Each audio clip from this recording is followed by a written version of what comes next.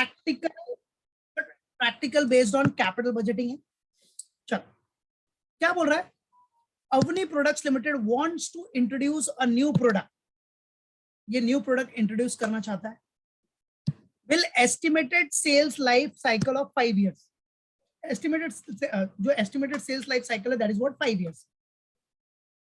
The manufacturing equipment, क्या बेटा, manufacturing equipment will cost rupees what 2,50,000। Manufacturing equipment जिस project में इन्वेस्ट करना चाहता है उस इक्विपमेंट का कॉस्ट है बेटा 2,50,000 with scrap value of rupees 15,000। और उसका स्क्रैप वैल्यू कितना होगा, स्क्रैप वैल्यू है 15,000 at the end of 5 years।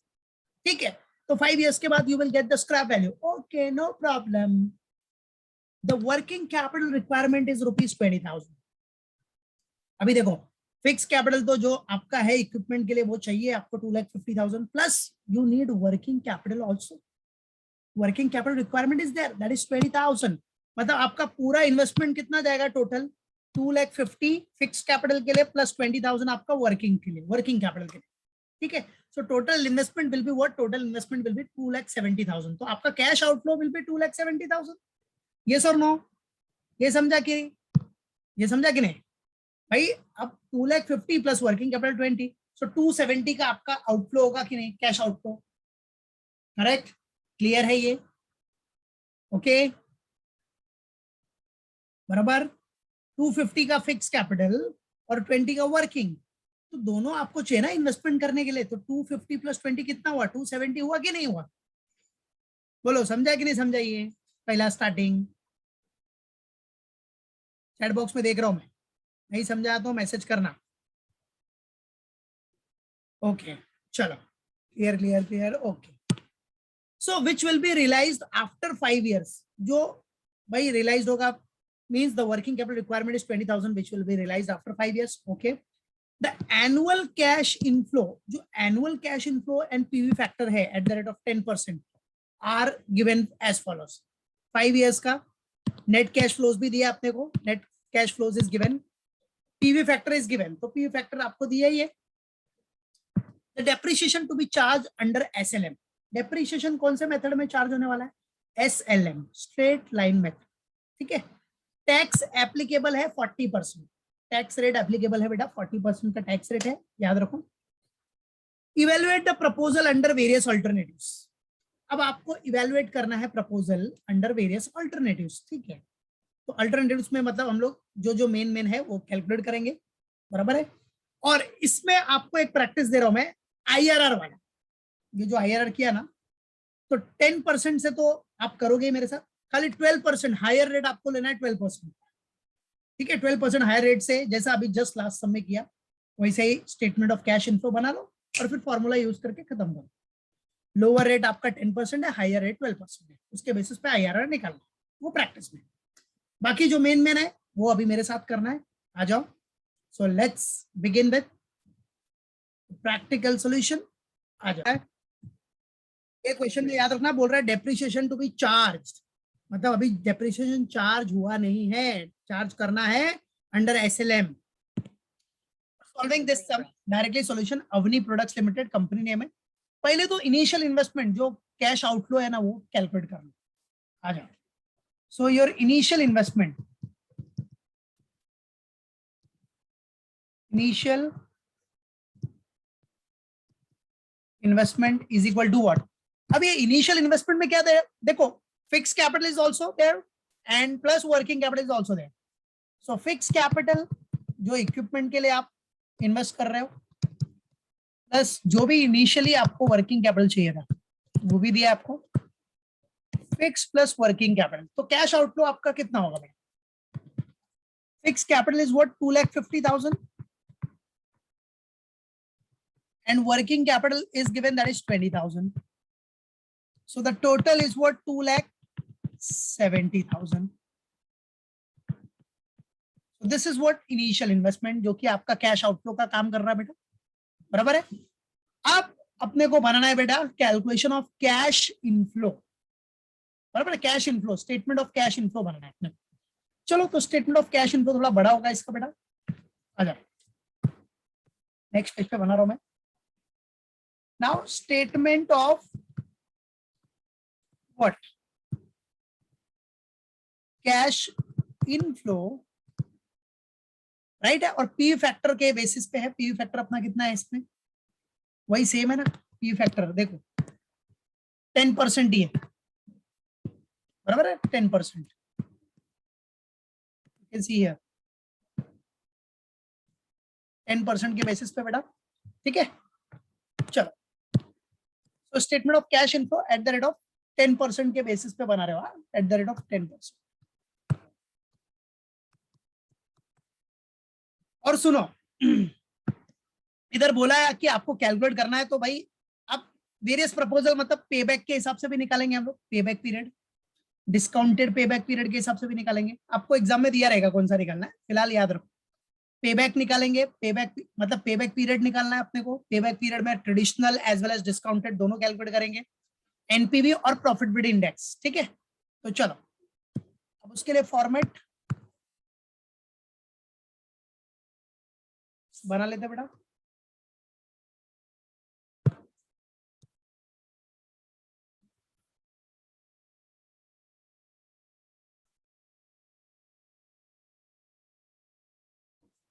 सो देखो, first column will be for year,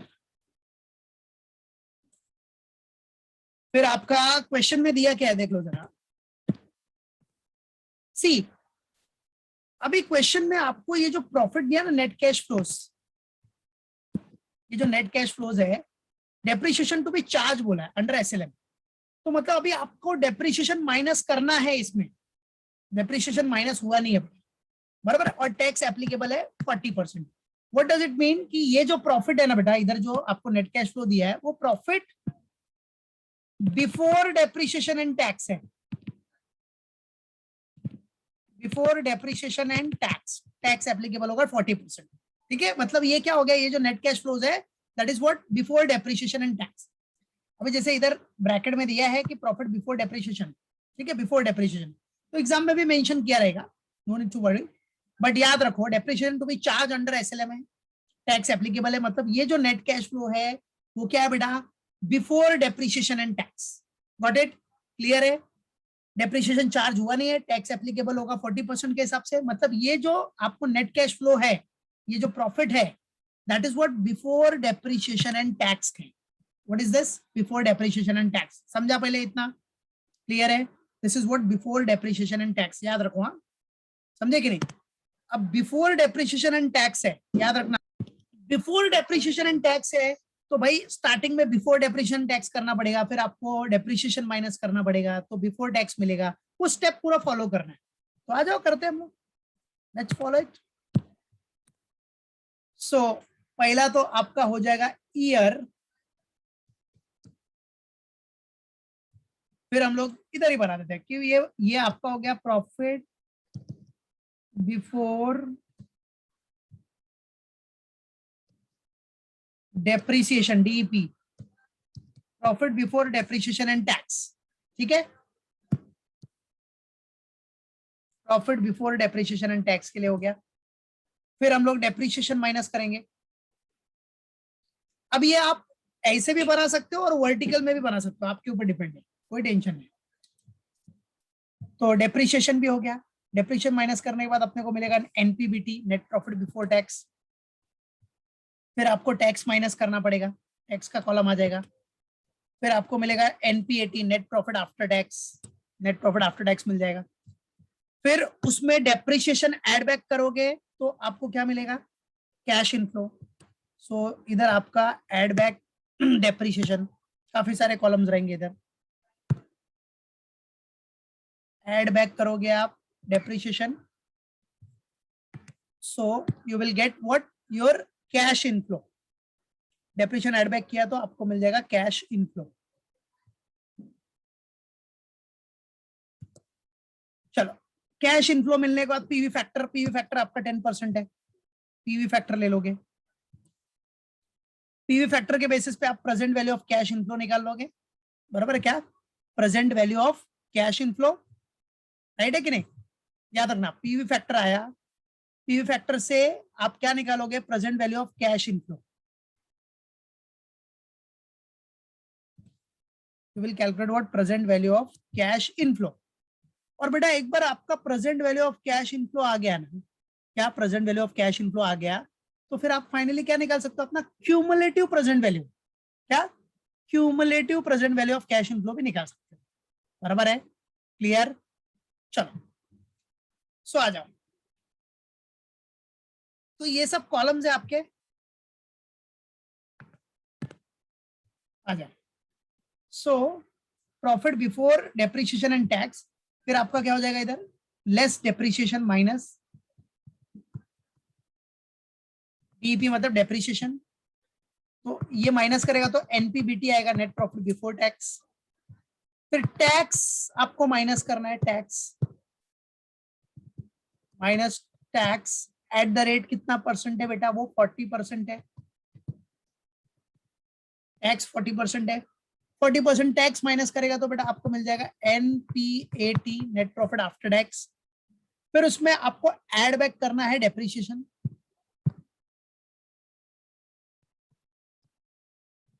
add back depreciation करोगे, ठीक है, डेप्रिसिएशन डेप्रिसिएशन एड बैक करोगे तो आपको क्या मिलेगा, cash inflow. You will get what, cash inflow. ये पूरा स्टेप है अपना जो फॉलो करते हैं। कैश इनफ्लो मिल गया, उसके बाद पीवी फैक्टर ले लो। क्या ले लो बेटा, पीवी फैक्टर। पीवी फैक्टर कितना परसेंट है इधर, eight the rate of 10%। PV factor कितना बेटा, eight the rate of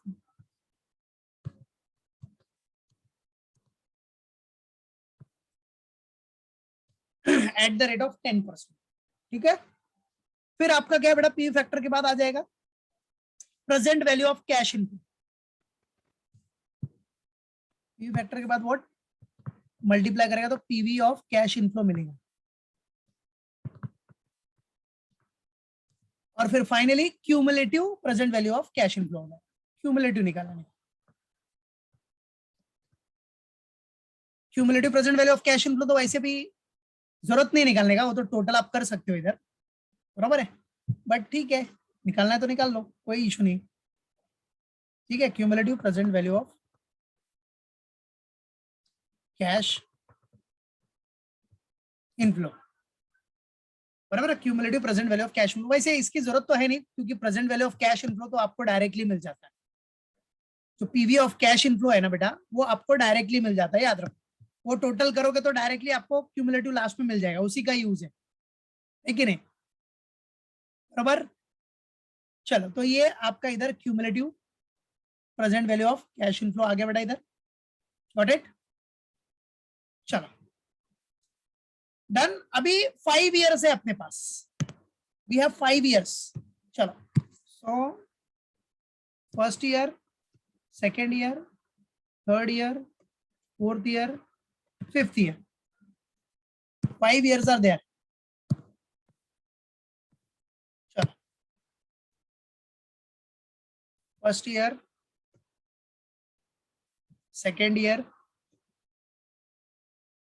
third year,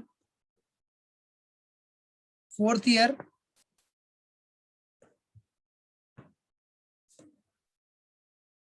and fifth year. चलो बेटा अभी सबसे पहला काम, पहले तो profit before tax depreciation and tax जो दिया है आपको उसको कॉपी पेस्ट कर लो। तो नेट कैश फ्लोस था ना आपका, वो बिफोर डेप्रिसिएशन एंड टैक्स है, तो वो कितना दिया आपने को क्वेश्चन में, 125, 150, देख रहे हो ना आप, 125, 150, 187, 500, 180, 1,12,500। सो आ जाओ, show it here. So first 1,25,000, then 1,50,000, 1,50,000, then next 1,87,500, then next 1,80,000, and then next 1,12,500. That's it. चलो बेटा अभी डेप्रिसिएशन निकालना है, डेप्रिसिएशन। डेप्रिसिएशन के लिए कौन सा मेथड बोला आपको, आ जाओ इधर देखो, एसएलएम बोला ना। सो डेप्रिसिएशन के लिए रेट है क्या अपने पास?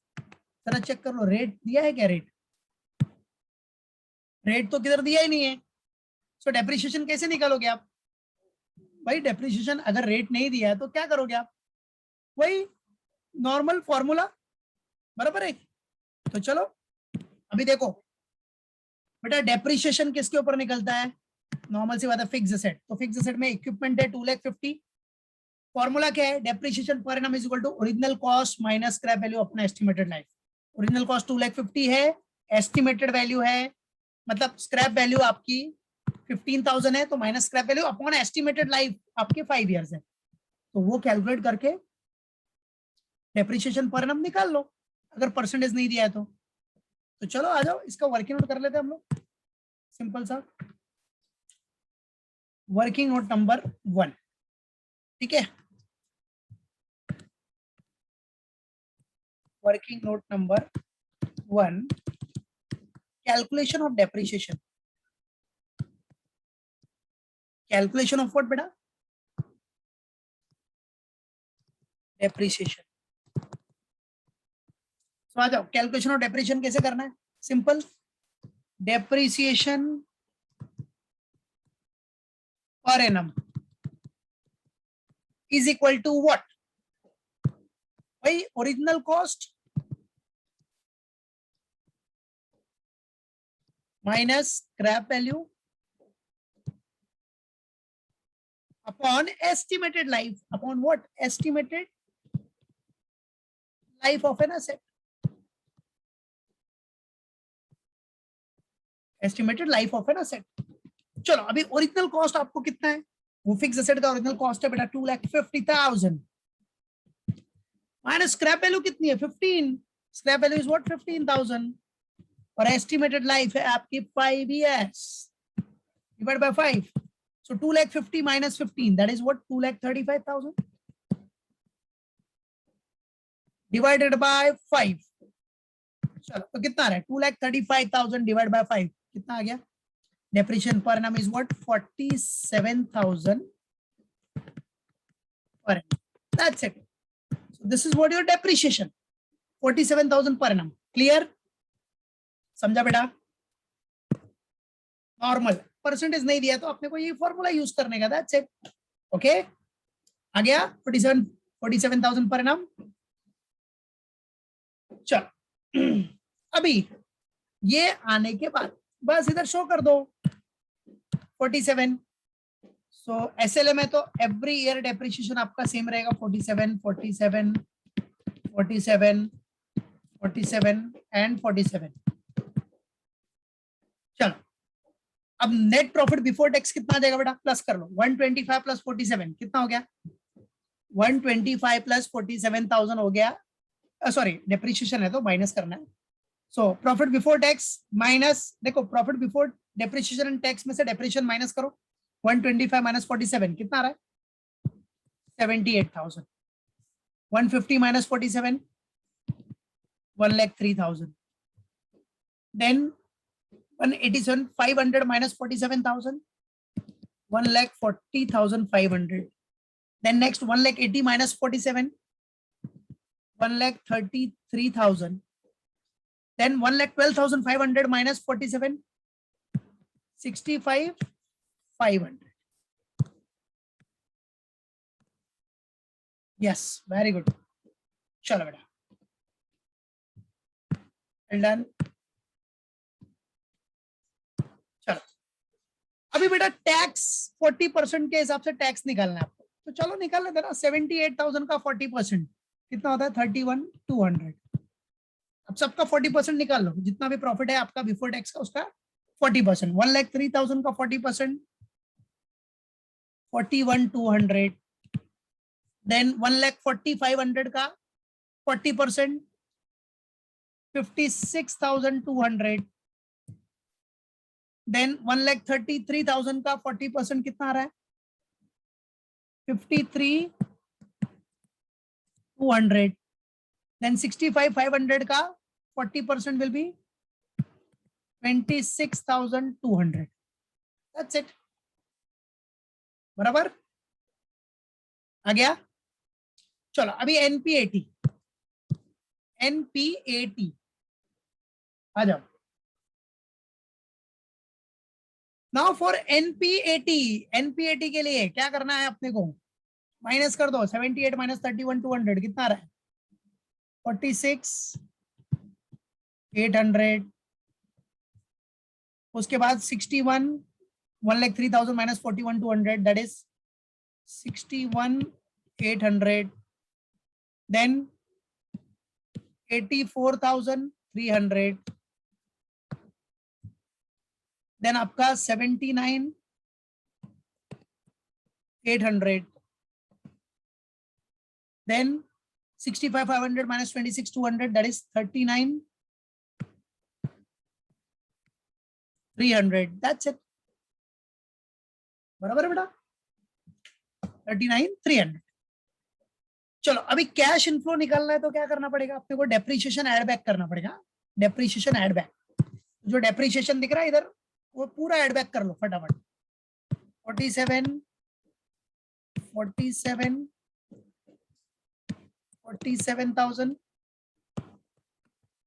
47,000 एंड 47,000। चलो बेटा ऐड बैक करो तो आपको मिल जाएगा cash inflow. What will be your cash inflow?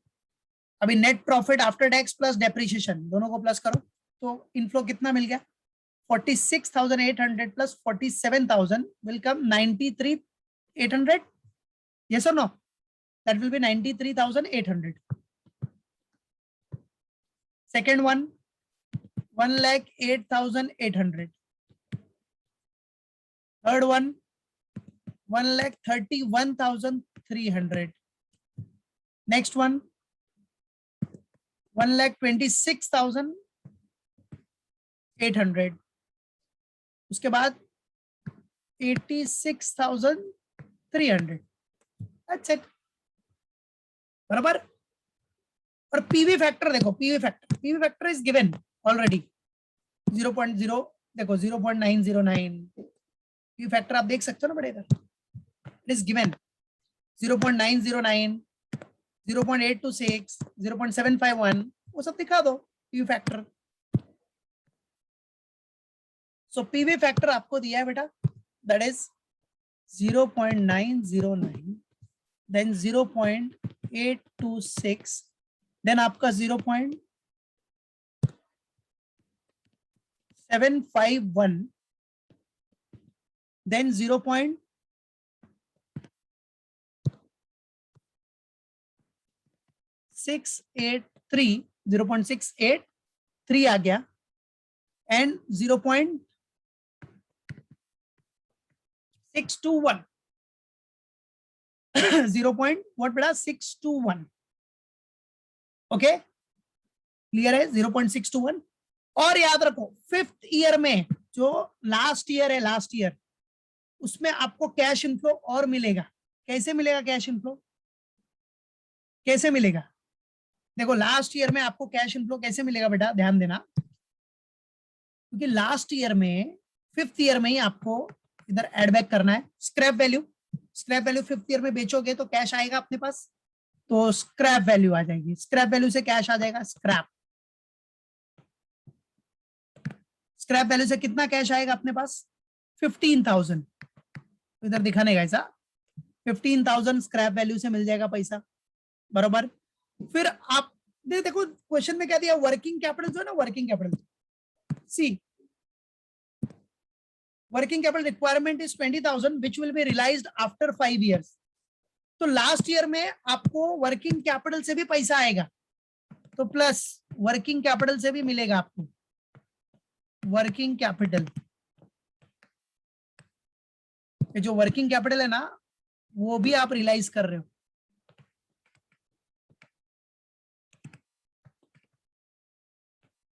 Working capital realised, ठीक है, उससे कितना आएगा रियलाइज होगा 20,000। तो देख रहे हो आपका कैश इनफ्लो बढ़ रहा है कि नहीं। नॉर्मल 5 years तक तो ठीक है, लेकिन लास्ट में भी ईयर एंड में भी आपको स्क्रैप वैल्यू से कैश मिलेगा और वर्किंग कैपिटल रियलाइज होगा उससे भी कैश मिलेगा। और लास्ट ईयर है तो लास्ट ईयर का पीवी फैक्टर तो सेम ही यूज होगा, वही 0.621, फाइनल ईयर में है तो वही सेम पी फैक्टर यूज करेंगे हम लोग 0.621, क्योंकि बोला है ना लास्ट ईयर में आपको रियलाइज होगा तो वो कैश इनफ्लो बढ़ जाएगा अपना। क्लियर है इधर तक? बोलो, आपका कैश इंक्रीज, दैट्स इट। चलो फिर अभी प्रेजेंट वैल्यू निकाल लेते हो। Present value of cash inflow निकालो, आ जाओ, कितना आएगा बोलो। Present value of cash inflow के लिए मल्टीप्लाई करो 93,800 इंटू 0.909, कितना आ रहा है? 85,264। चेक करना 85,264 आ रहा है क्या? देन 1,08,800 इंटू 0.826, दैट इज 89,869 आ रहा है क्या? चेक करना 89,869। फिर 1,31,300 इंटू 0.751, इट विल कम 98,606 आ रहा है कि नहीं आ रहा है? 98,606। फिर 1,26,800 इंटू 0.683, ये आपका 86,604 आ रहा है कि नहीं आ रहा है? बताओ, आया? 86,604 बराबर। चलो फिर 86,300 इंटू 0.621, ये कितना आ रहा है? 53,592। चेक करना, जिधर भी एरर होगा कैलकुलेशन का तो बताना मेरे को। चलो ये आ गया। उसके बाद आपको पता है लास्ट ईयर जो लास्ट ईयर है, ठीक है, स्क्रैप वाला और वर्किंग कैपिटल वाला, देख सकते हो आप। तो स्क्रैप और वर्किंग कैपिटल में आपको 15,000 इंटू 0.621 किया तो कितना आ रहा है? 15,000 इंटू 0.621 कितना आ रहा है? 9315। 9315। चेक करना, कुछ भी एरर रहेगा तो बताना। फिर 20,000 इंटू 0.621, ये कितना आ रहा है? 12,420। 12,420 पक्का इतना ही आ रहा है? 12,420 आ रहा है? ओके ठीक है। चलो ये भी आ गया अपना। चलो फिर अपना क्यूमुलेटिव ले लो, इसका पूरा टोटल ले लो। Total present value of cash inflow कितना आ गया? ये सबका टोटल मार लो। Total PV of cash inflow, पूरा सबका टोटल मार लो स्टार्टिंग से लेके लास्ट तक। तो कितना आ रहा है? 4,35,670।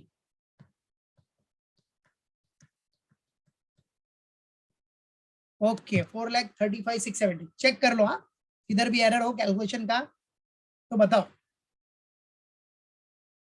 आ गया? बराबर है? देख लो, ध्यान से देखना। चलो फिर ये क्यूमुलेटिव का कर लेते हैं। क्यूमुलेटिव मतलब आ जाओ, पहला तो सेम ही रहेगा आपका 85,264। First one will be the same 85,264। चलो उसके बाद करते जाओ 85,264 प्लस दिस, क्यूमुलेटिव हो रहा है ना बेटा, तो ये प्लस दिस कितना आ गया? 175 133। ठीक है 175 133 प्लस 98,606 कितना आ रहा है? 2,73,739। ओके 2,73,739। देन 2,73,739 प्लस 86,604 तो कितना आ गया? 3,60,343। ओके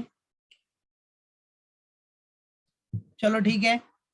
फिर आपका 3,60,343 प्लस दिस 53,592 ये कितना आ गया 4,13,935। ओके, बाकी तो ठीक है, ये स्क्रैप इसका सब बाद में क्यूमुलेटिव करने की जरूरत नहीं है, बस इतना करके छोड़ देना क्यूमुलेटिव में। वैसे भी क्यूमुलेटिव में पे बैक पीरियड में यूज करना पड़ेगा, डिस्काउंटेड पे बैक में। That's it. क्लियर है इधर तक? आगे करना है तो कर सकते हो, बट कोई टेंशन नहीं। नाउ आफ्टर दिस चार्ट सबसे पहले अपने को पे बैक पीरियड कैलकुलेट करना है। पे बैक पीरियड, चलो। So first we have to calculate what payback period. पहला अपने को कैलकुलेट करना है बेटा पे बैक पीरियड में ट्रेडिशनल वाला, ठीक है, मालूम बेटा? तो पे बैक पीरियड ट्रेडिशनल, लेकिन इसमें है ना, आ जाओ, ये तो पे बैक पीरियड ट्रेडिशनल वाला तो बिल्कुल सिंपल है, एकदम सिंपल है। डिस्काउंटेड वाला तो डिस्काउंटेड वाला, डिस्काउंटेड डिस्काउंटेड में क्या रहेगा, आपको पीवी फैक्टर भी लेना पड़ेगा ना। तो आ जाओ डिस्काउंटेड वाला, एग्जाम में जो दिया रहेगा वही करने का। पे बैक, खाली पे बैक पीरियड बोला तो नॉर्मल, और डिस्काउंटेड वाला रहेगा तो पीवी फैक्टर यूज करने के बाद तो डिस्काउंटेड वाला करते हैं। इधर कुछ स्पेसिफाई नहीं किया है, तो पे बैक पीरियड में डिस्काउंटेड हम ले रहे हैं, बराबर है, मालूम पड़ा? अदरवाइज आप क्या करोगे पे बैक पीरियड में, देखो खाली एग्जाम में अगर पे बैक पीरियड बोला ना, पे back, only pay back period, तो इसका मतलब होता है नॉर्मल वाला जिसमें पी फैक्टर यूज करना नहीं। डिस्काउंटेड पे बैक, अगर डिस्काउंटेड पे बैक आया तो आपको पीवी फैक्टर वाला यूज करना है। पीवी फैक्टर जो भी आएगा ना, पीवी फैक्टर के बेसिस पे कैश इनफ्लो वो लेना है। पर इधर कुछ स्पेसिफाई नहीं किया, तो हम लोग नॉर्मल वाला, कुछ भी नहीं बोला है, तो हम लोग थोड़ा हायर वाला करते हैं, मतलब थोड़ा लेवल, ठीक है, जो थोड़ा समझने में बच्चों को तकलीफ होता है वो वाला लेते हैं। पे बैक पीरियड तो एकदम कॉमन है, उसमें तो कैश इनफ्लो के बेसिस पे देखना है। आ जाओ डिस्काउंटेड वाला देखते हैं, discounted payback period.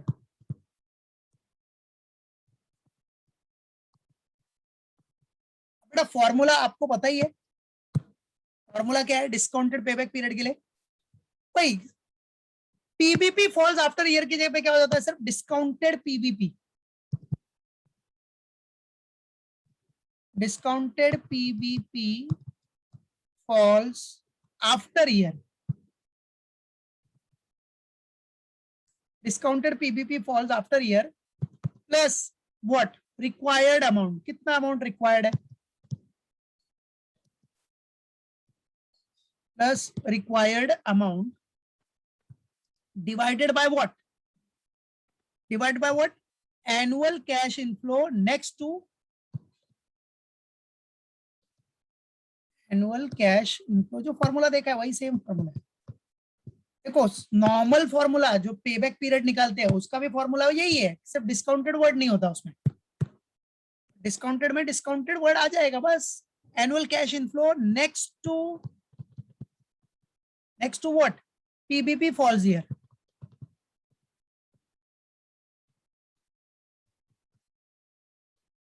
Next to PBP falls year. चलो अभी आ जाओ, discounted payback period falls after year कितना होगा, चलो देखते हैं। डिस्काउंटेड पे बैक पीरियड निकालना है, डिस्काउंटेड, तो डिस्काउंटेड मतलब क्या, जो पीवी फैक्टर होगा उसके बेसिस पे जो कैश इनफ्लो आया उसका क्यूमुलेटिव देखना है आपको। कैश इनफ्लो आया उसका क्यूमुलेटिव देखो, क्यूमुलेटिव मतलब ये वाला। अब क्यूमुलेटिव में अपना कॉस्ट कभी कवर हो रहा है, मतलब कैश आउटफ्लो कभी कवर हो रहा है। कैश आउटफ्लो कितना आपका 2,70,000, तो देखो 2,70,000 कभी कवर हो रहा है सेकेंड ईयर के बाद, मतलब पीपीपी फॉल्स आफ्टर ईयर क्या हो गया 2, सेकेंड ईयर के बाद देखो कवर हो रहा है 2,70,000 के ऊपर चला गया, सेकेंड ईयर के बाद थर्ड ईयर में 2,70,000 के ऊपर गया, ठीक है। तो सेकेंड ईयर के बाद मतलब पीपीपी फॉल्स आफ्टर ईयर क्या है 2 इयर्स, सो इधर दिखा देना पीबीपी फॉल्स आफ्टर ईयर हो गया 2 प्लस रिक्वायर्ड अमाउंट कितना है। अब रिक्वायर्ड अमाउंट मतलब अपना कॉस्ट कितना था 2,70,000, कैश आउटफ्लो 2,70,000 है, बराबर है, माइनस तो सेकेंड ईयर में कितना कवर हुआ है, सेकेंड ईयर में कितना कवर हुआ है बेटा 175 133 कवर हुआ है, तो रिक्वायर्ड कितना है वो निकालना है। तो 175 133 कवर हुआ, डिवाइड बाय क्या करते हैं जिस ईयर में कवर हुआ है, मतलब पीबीपी फॉल्स आफ्टर ईयर, उसके बाद का जो ईयर है थर्ड ईयर, उसके बाद second year PBP falls after year है ना, उसके बाद नेक्स्ट ईयर कौन सा है? Third year. थर्ड ईयर का कैश इनफ्लो देख, थर्ड ईयर का कैश इनफ्लो कितना है? 98,606। तो दिखा दो इधर 98,606। ये समझा कि नहीं समझा? बोल, नहीं समझा तो बोलो, फिर से बताता हूँ। Simple, PBP falls after year, 2 साल के बाद अपना कवर हो रहा है, तो 2 इयर्स प्लस रिक्वायर्ड अमाउंट कितना? 270। पूरा अपना कॉस्ट कितना है, आउटफ्लो कितना है? 2,70,000 माइनस 2 इयर्स में कितना कवर हुआ था? 175, 133। तो बचा कितना रिक्वायर्ड अमाउंट? वो माइनस करके रिक्वायर्ड अमाउंट आ जाएगा, डिवाइड बाय उसके नेक्स्ट ईयर का कैश इनफ्लो ले लो, उसके नेक्स्ट ईयर का present value of cash inflow ले लो, दैट इज 98,606। That's it. तो आ जाओ 2 plus, okay 2 plus required amount कितना आएगा? 2,70,000 माइनस 175, 133, कितना आ रहा है रिक्वायर्ड अमाउंट? 270 माइनस 175, 133, तो 94,867. Okay, this is the required amount. Okay, 94,867 is the required amount. Divided by 98,606. चलो, तो 2 प्लस 94,867 डिवाइड बाय 98,606 कितना आ रहा है? डिवाइड कर लो, 0.96. Okay, so finally your answer will be 2.96 years. That's it. ये हो गया अपना डिस्काउंटेड पेबैक पीरियड, ठीक है, डिस्काउंटेड वाला। Got it? क्लियर है बेटा? चलो, अब आपको इसमें कैलकुलेट करने को दे रहा हूं मैं सेकेंड एनपीवी। चलो एनपीवी कैलकुलेट करो, नेट प्रेजेंट वैल्यू। अब बेटा नेट प्रेजेंट वैल्यू कैलकुलेट करने का फॉर्मूला आपको पता ही है, क्या है बेटा? Present value of cash inflow minus present value of cash outflow. बराबर है, यही फॉर्मूला आपका। तो present value of cash inflow देखो, इनफ्लो इनफ्लो कैश इनफ्लो कितना अपना? Present value of cash inflow आया 435,670। तो 435,670 माइनस आउटफ्लो कितना है? Outflow, present value of cash outflow आपका कितना है बेटा? आउटफ्लो देखो इधर 2,70,000। तो आउटफ्लो है 2,70,000। चलो, तो एनपीवी कितना आ गया? 1,65,670. So this is what NPV. This is what your NPV. NPV मिल गया अपने को। चलो एनपीवी के बाद क्या आएगा बेटा अपना? अब क्या निकालना है? आपको दे रहा हूं प्रॉफिटेबिलिटी इंडेक्स निकालने के लिए। तो ये सब एग्जाम में बोला रहेगा कि ये सब निकालना है आपको, कैलकुलेट करना है। तो चलो प्रॉफिटेबिलिटी इंडेक्स, प्रॉफिटेबिलिटी इंडेक्स। अब बेटा प्रॉफिटेबिलिटी इंडेक्स का फॉर्मूला क्या है? Present value of cash inflow, present value of cash inflow divide by present value of cash outflow. बराबर? ओके, सो इनफ्लो कितना है? Present value of cash inflow that is 4,35,670। 4,35,670 your inflow divide by outflow कितना है? 2,70,000। तो बताओ आपका profitability index कितना आ गया बेटा? 1.61। That's it. So this is what your profitability index. बस हो गया, कैलकुलेटेड, डन। क्लियर? मालूम पड़ा? तो जो बोला है वो कैलकुलेट करने का। तो यहाँ फिलहाल आपका main discounted payback period, net present value, profitability index आपको कैलकुलेट करना है। क्लियर? मालूम पड़ा? और आपको आईआरआर प्रैक्टिस के लिए दिया है। आईआरआर मतलब जस्ट जो अभी लास्ट सम किया आपने, उसी के बेसिस पे आपको करना है। सिर्फ इधर लोअर रेट ऑफ रिटर्न क्या हो गया अपना, 10% था, लोअर रेट 10% है, हायर आपको 12% लेना है, तो इधर तक तो पूरा सेम जाएगा आपका, यहां तक तो पूरा सेम रहेगा, सेम, सिर्फ आपको यहां से टेबल थोड़ा चेंज करना है। तो क्या करना है, 12% वाले में डायरेक्ट इधर ही से स्टार्ट करना है, कैश इनफ्लो से, बाकी सब तो सेम ही रहेगा। फिर 12% पीवी फैक्टर कर लेना, present value of cash inflow निकाल लो और cumulative present value of cash inflow, बराबर है। उसके बाद अपना आईआरआर निकाल लेना, ठीक है, जैसा आपने मधु इंडस्ट्रीज में किया। Got it, clear. सो ये हो गया आपका सम यहाँ फिनिश, राइट, क्लियर है बेटा।